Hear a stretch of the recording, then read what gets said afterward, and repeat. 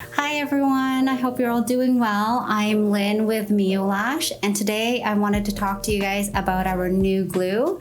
It is our Easy Drop glue, and it's a 10 milliliter bottle. And the temperature for this glue is between 18 to 22 degrees Celsius, and the humidity should be between 55 to 70%.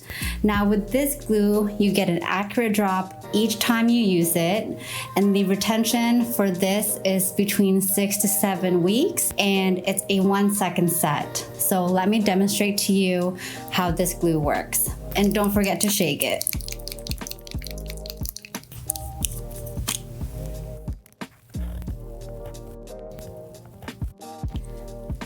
So each time you use this glue, you're going to get an accurate drop each time, so you're not wasting any of the glue while you're doing a set.